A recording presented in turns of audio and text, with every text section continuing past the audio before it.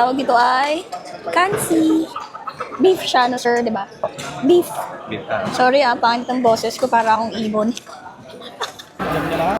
Kakain kami ng subo-subo. Kumain na kami dito ng first day or day 0 namin. Pero dito pala kami nakaschedule na kumain ulit. So, kain tayo ng inasal. Let's go, Archie. Binigay na complimentary food or appetizer. So, open ni Mama Alice. So, ang best friend natin. Ayan, unboxing ka na. Unboxing mo na yung Napoles. Napoles pala eh. Napoleones. Unboxing mo na yung Napoleones mo. Ayan na, nabuksan na niya after 48 years. Soft and chewy on the inside. Hindi ba natikman? Jenny, gaway ka. Sisikat ka na rin. Kaya today. Kaya ba today? Balatan yan. Napoleones ni Mercy. Mercy Lita o Mercy.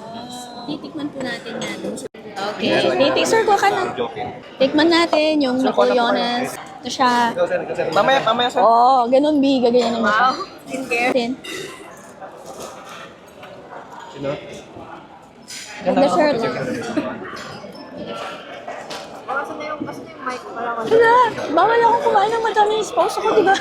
Tatanungin natin yung mga kababayan natin kung anong lasa. Dali lang. Nasang Krispy Kreme. Masarap. Masarap. Matamis po. Matamis. Sofer, matamis. Sofer. Mayroon feeling sa loob.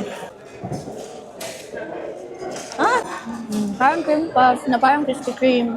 Ano sabi mo? Philo. Philo. Philo pastry. Okay. So, hintayin natin yung main course. Thank you. Ako kay mama. Ito na yung food namin. Sabi ng best friend natin, PM2. Ay, oo, tama. PM2. Bacolod, inasal. Let's go. Let's try this. Tawag ito ay kansi. Beef siya, no sir, di ba? Beef. Sorry pangit ang boses ko, para akong ibon. So, swollen throat kasi ako ngayon.